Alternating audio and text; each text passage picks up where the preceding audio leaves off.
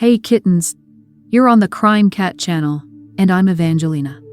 Meet Travis, a young man born on July 28, 1977, in sunny California, who worked as a sales department employee. His parents were Horrid Ivid and Lisa Butt Morgan, an ordinary American family. One September day, on the 26th, fate brought Travis together with an up-and-coming photographer, a 26-year-old blonde named Jodi Arias. It happened at a professional conference in vibrant Las Vegas, dedicated to prepaid legal services, where Travis was representing his company. Jodi Arias, despite her young age, was already actively seeking opportunities to collaborate with the company where Travis worked. Their acquaintance happened spontaneously, but from the first minutes, there was incredible chemistry between them. They communicated perfectly, as if they had known each other all their lives, and seemed to have a lot in common. Wanting to continue their conversation in a more private setting, Travis invited Jodi to his company's official dinner as his personal guest. It was there, amidst business talks and glasses of wine, that a spark ignited between them, which later grew into a passionate romance. Jodi was enchanted by Travis's sense of humor, his ease, and cheerful disposition. Next to him, she felt comfortable and carefree, forgetting about all her troubles. Their meetings became regular, filled with laughter, passion, and dreams of a shared future. As an experienced detective, I would note that often it is precisely such seemingly ideal acquaintances that can lead to unpredictable and even tragic consequences.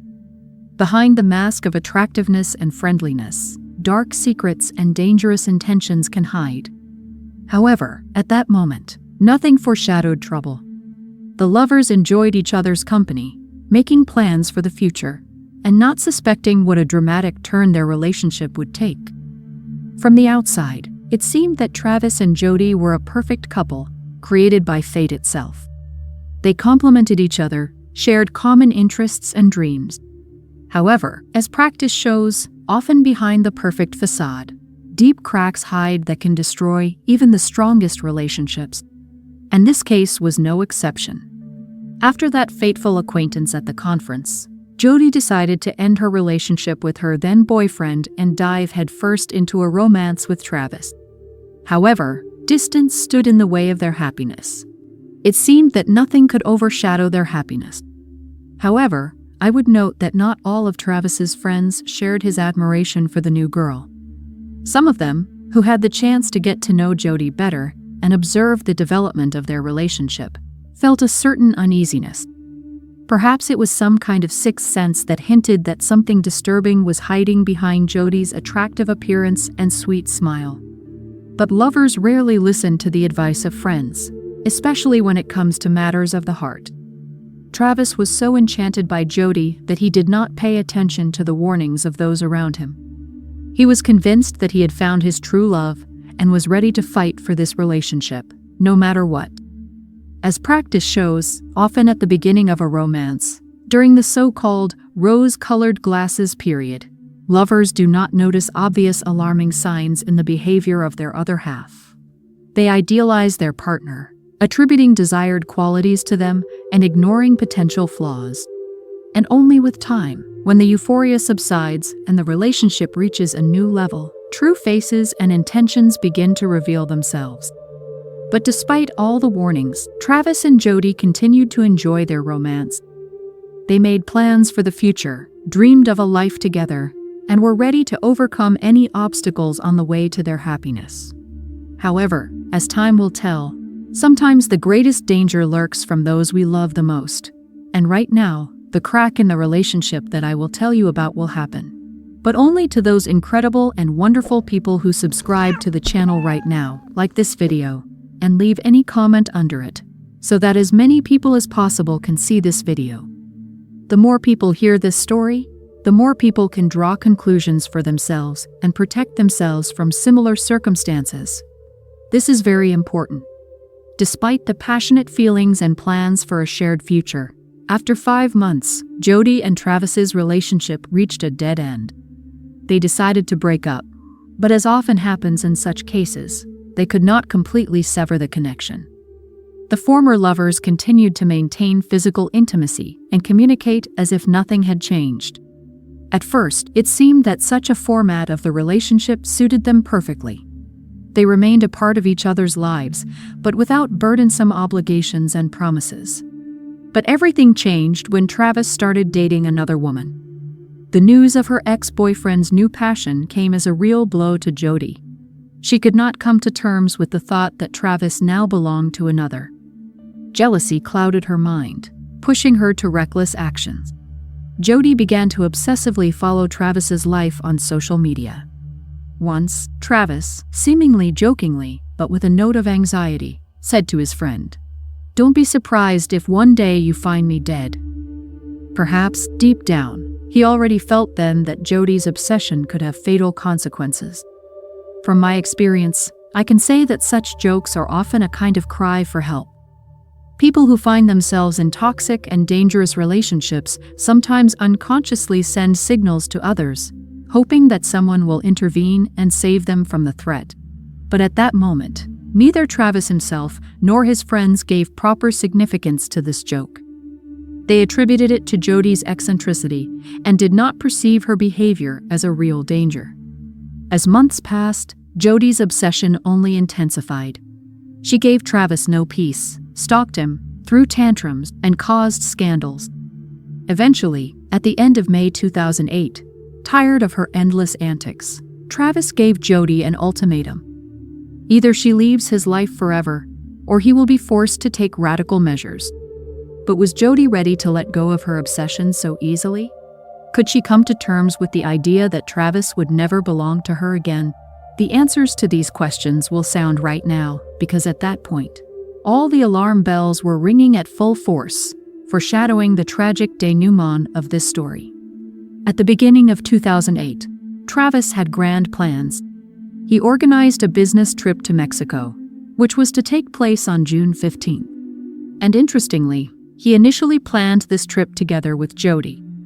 It would seem to be an ideal opportunity for lovers to spend time together, combining work and leisure under the scorching Mexican sun. But in April, the situation changed dramatically. Travis suddenly informed Jodi that the plans had changed, and instead of her, he had decided to take another girl with him. We can only imagine what a blow this was for Jodi, who had already managed to paint a perfect picture of their joint trip in her imagination. And so, the night of June 2nd arrived.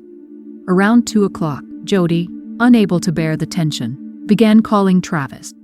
She dialed his number 4 times in a row, but he stubbornly did not answer.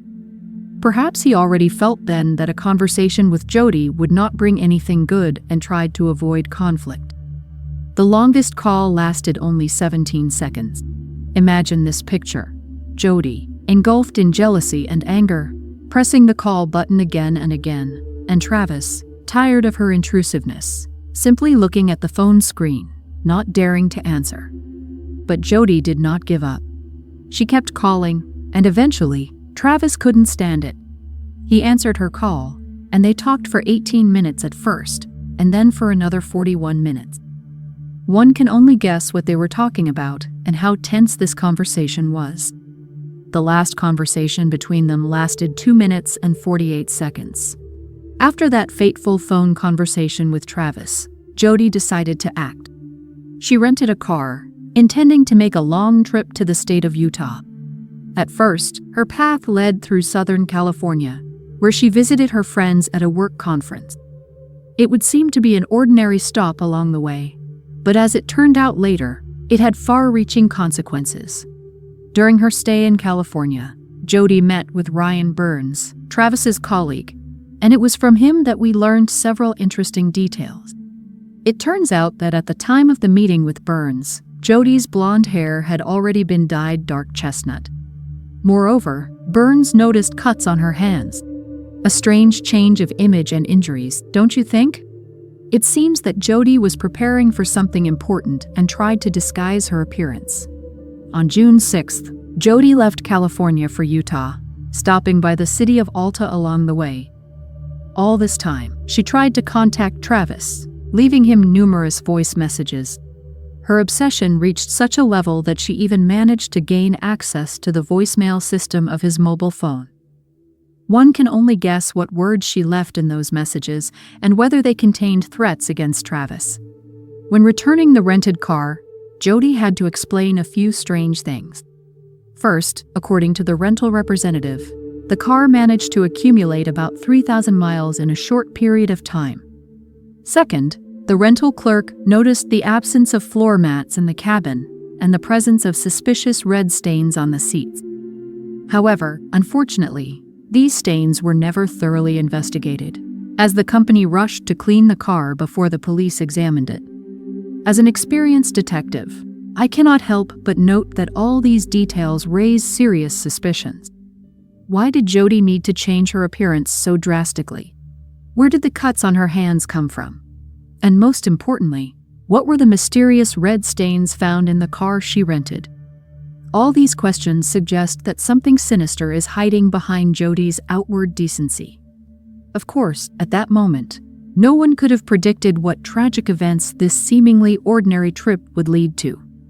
But from the height of the years lived and taking into account all the circumstances of the case, we can say with confidence that it was during that period that Jodi embarked on a dark path from which there was no turning back. So let's set aside these alarming details for now and move a few days forward when Travis's friends sounded the alarm, unable to contact him. It was their persistence and concern that led to the terrible discovery that forever changed the course of this story. On June 9th, Travis's friends sounded the alarm. They had not been able to contact him for several days, which was extremely unusual for such a communicative person. Even his roommates had not seen Travis during this time, simply thinking that he had gone somewhere on business. But the friends' concern grew with each passing hour, and they decided to visit his home to check if everything was all right. The scene that opened before their eyes when they entered Travis's apartment was forever etched in their memory. There was a huge pool of blood on the floor, and Travis's body itself lay in the shower stall. It is hard to even imagine the shock and horror that gripped his friends at that moment. Without wasting a second, they called 911, summoning emergency services. The dispatcher, taking the call, asked standard questions. One of them concerned whether Travis was prone to suicide. Of course, his friends rejected such a possibility. They knew Travis as a cheerful and positive person who would never take such a step. Another question was more alarming. Was there anyone from Travis's circle who might wish him harm? And then Travis's friends remembered Jodi Arias, Travis's ex-girlfriend. They said that she literally stalked him, was wildly jealous, and even resorted to such extremes as hacking his Facebook page and damaging the tires of his car. It seemed that Jodi was obsessed with Travis and could not come to terms with the fact that he had left her. As a detective with many years of experience, I immediately realized that this information could be key to the investigation. Obsession and aggressive behavior of former partners often lead to tragic consequences, and although at that moment it was still too early to draw final conclusions, Jodi Arias automatically fell into the list of main suspects. Of course, investigators could not rule out other versions. Perhaps Travis had some enemies that even his closest friends did not know about, or it could have been an ordinary robbery gone wrong. But with each new detail, with each new fact that surfaced during the investigation, the arrow of suspicion increasingly pointed towards Jodi. Now the cops needed to act quickly and in a coordinated manner. Interrogate all possible witnesses, gather evidence, track the movements of suspects. Every minute was worth its weight in gold because the killer was still at large and could strike again at any moment. When the detectives arrived at the crime scene and began a thorough search of Travis's apartment, one of the first finds made them shudder. A camera was found in the washing machine. At first glance, nothing strange. Nowadays, many people have digital cameras. But during further investigation, it turned out that this camera had been purchased quite recently, and most importantly, it was damaged. Such details immediately aroused suspicion. Later, technical experts set about restoring the data from the camera, and what they found came as a real shock. In the recovered images, we saw Jodi Arias and Travis in rather intimate poses. The pictures were dated June 4th, around 2 p.m. It turns out that on that day, Jodi was in Travis's apartment, and more than just a friendly meeting was taking place between them. But the most shocking thing was that the camera contained photographs of Travis immediately before the murder, during it, and even after.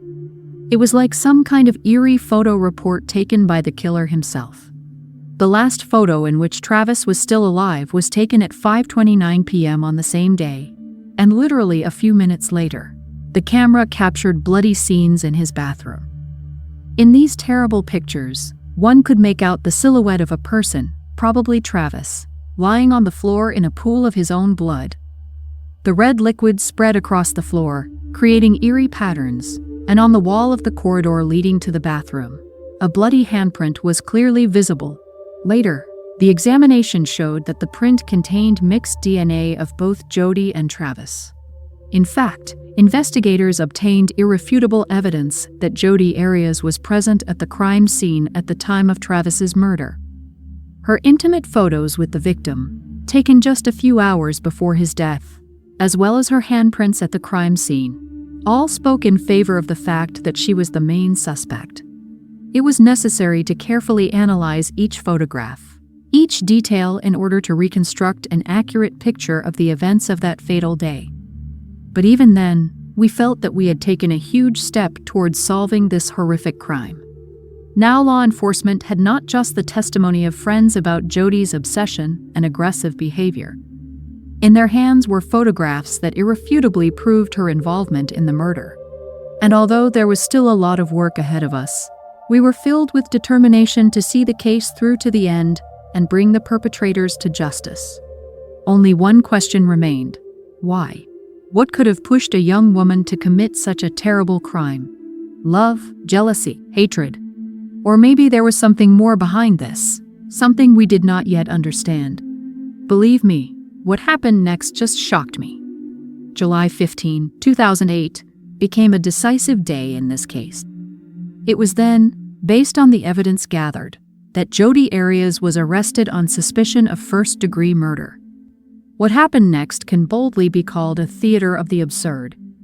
At first, Jodi completely denied her presence in the city on the day of the crime. She claimed that the last time she saw Travis was back in March of that year. Imagine the shock we felt upon hearing such outright lies. After all, we had irrefutable evidence in our hands that it was on June 4th that Jodi was in Travis's apartment, and not just there, but had an intimate relationship with him. But the most impressive thing was that Jodi managed to stick to this false version for a whole 2 years. Only after such a long time, realizing perhaps that her position did not stand up to any criticism, she suddenly changed her testimony.